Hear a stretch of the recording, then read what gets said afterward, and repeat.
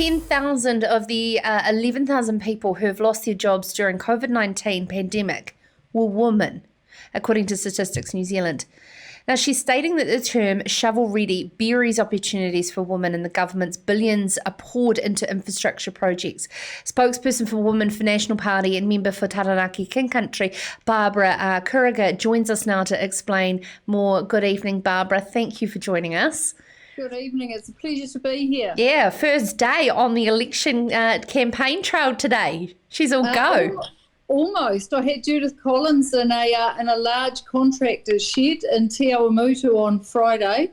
Fantastic. Just talking about these very issues that we're talking about now. So that was great. And I do want to end on that before we throw to our next guest, Jason Hawker from down south in Waipunamu Contracting in Riversdale, around what Judith's policies may be to support that, but we are predominantly talking about women. I'd like to know how you formed this view in an advanced nation such as New Zealand in 2020 that we're still leaving women out in the cold, especially when it comes to physical jobs such as these shovel-ready projects.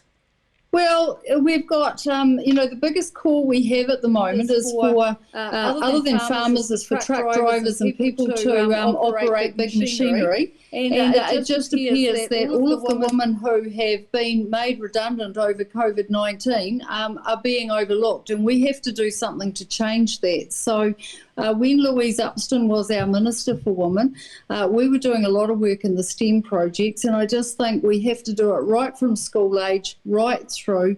Women are not seeing these roles as possibilities.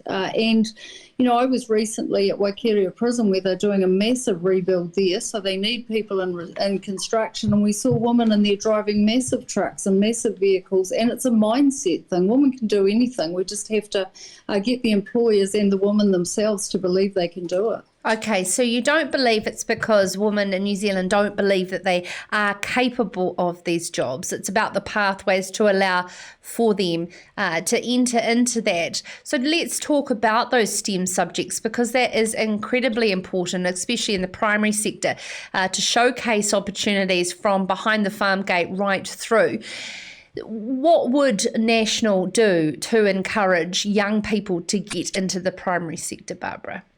Oh, look, we've got to get further into secondary schools, and, there's a lot of work going on in primary schools, but we have to get further into secondary schools and actually encourage some on-the-job mentoring and training and give people the opportunity to try.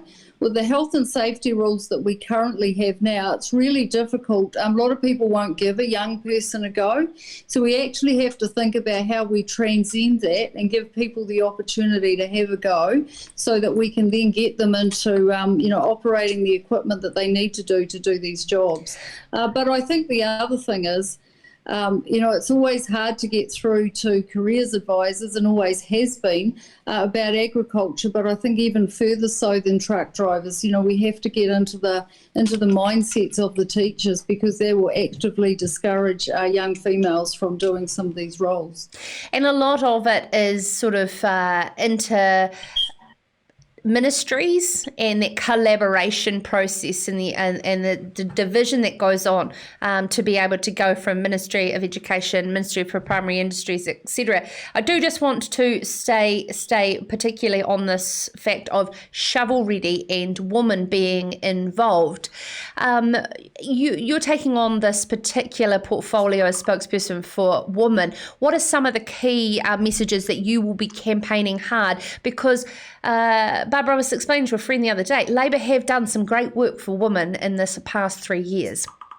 There are some good projects going on as well in terms of the agriculture that Honourable Damien O'Connor's got going around the opportunity grows here, and encouraging people to relocate from one area to another. My question is, and I keep actually talking to Damien about this very issue, is how successful is it being? People don't see it as a possibility to pick up their family, their children, maybe their spouse or the other half has a job. Actually getting people to relocate is quite difficult. And so, we need to be talking more about how we get people to shift.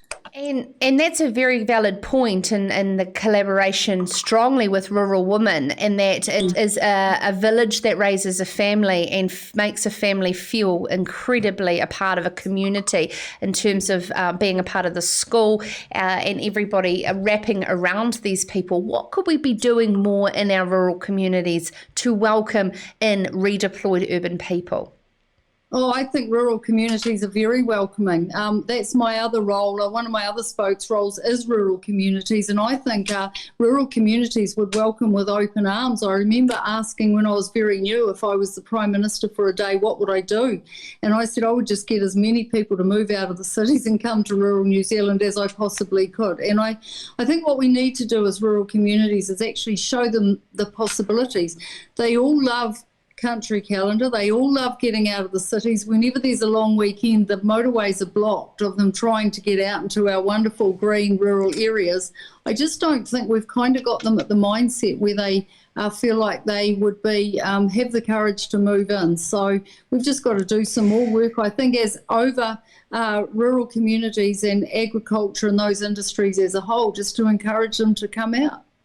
Barbara, before we get into, of course, what we said there, you alluded to earlier today with Judith Collins and Te Ao Mutu in a contractor's yard, and we're going into speaking to a contractor living with this daily and what National would do post-election should they be in power.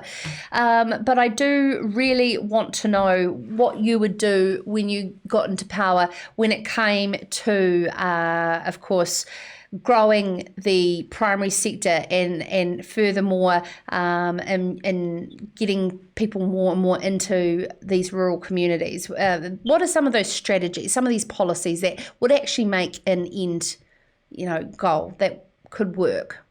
Well, I think it's going to be much more interesting now that our international tourism sector is not happening, and it probably won't be happening for quite some time.